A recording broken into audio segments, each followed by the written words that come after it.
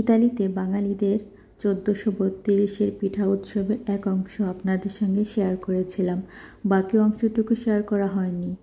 Hello, আসসালামু আলাইকুম। সবাই কেমন আছেন? আশা করি সবাই ভালো আছেন এবং সুস্থ আছেন। আজকে আপনাদের সাথে বাকি অংশটুকু শেয়ার করব।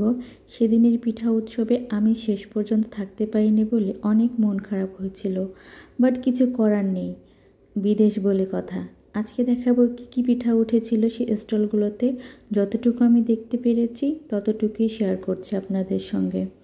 আমরা যেহেতু সকালের দিকে গিয়েছিলাম, তাই খুব একটা লোকের ভিড় তখন ছিল না। জাস্ট সবার মাত্র আসা শুরু হচ্ছিল, সেই জন্য লোক সমাগম কম দেখতে পাচ্ছেন।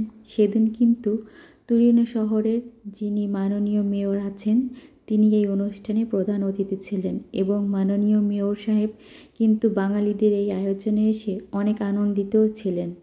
আমার কাছে আসলে এই দিনটা ঈদ ঈদ একটা ফিল হচ্ছিল। মনে হচ্ছিল দেশের কোনো এক মেলায় আসছি।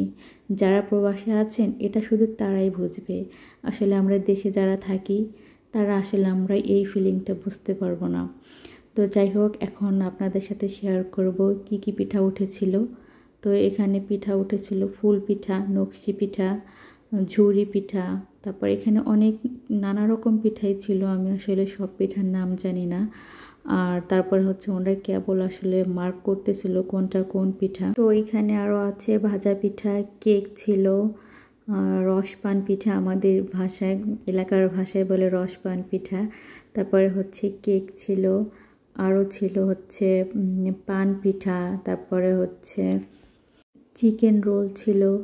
আর এই যে দেখেন, আমার ছেলে একটা বাঙালি মেয়েকে পেয়ে কী যে খুশি হয়েছে, মনে হচ্ছে এই যেন তার কতদিনের চেনা জানা। তো আমার তো ভালো লাগতেছিল, কারণ ও তো একটু বাঙালি মানুষ খোঁজে, বাঙালি বাচ্চা খোঁজে, যার সঙ্গে একটু কথা বলতে পারবে, শেয়ার করতে পারবে, খেলাধুলা করতে পারবে। তো মেয়েটা অনেক কিউট ছিল মাশাআল্লাহ। ও আয়াসকে দেখে হাত ধরে টেনে নিয়ে গেল খেলা করার জন্য। তো ওরা একটু খেলাধুলা করতেছিল, ওই পাশে পার্ক ছিল, সে পার্কে ওরা খেলাধুলা করতেছিল।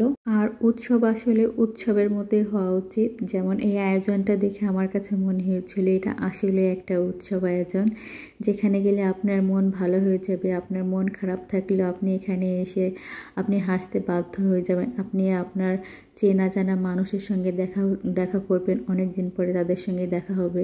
একটা অন্যরকম অনুভূতি, যেটা আমরা প্রবাসীরাই বুঝব। আর আমি আগে কখনো বাঙালিদের এরকম কোনো অনুষ্ঠানে ইতালিতে যাইনি, তো আমার কাছে আসলে খুবই ভালো লাগছিল, যেটা আমি আসলে ভাষায় প্রকাশ করে আপনাদের বোঝাতে পারবো না যে আমি কত খুশি ছিলাম এরকম একটা অনুষ্ঠানে যেতে পেরেছি। তার জন্য আমি চেয়েছিলাম বিকালে যাব, কিন্তু বাসায় এসে আসলে রান্না বান্না করে আর আমি সময় করে উঠতে পারিনি।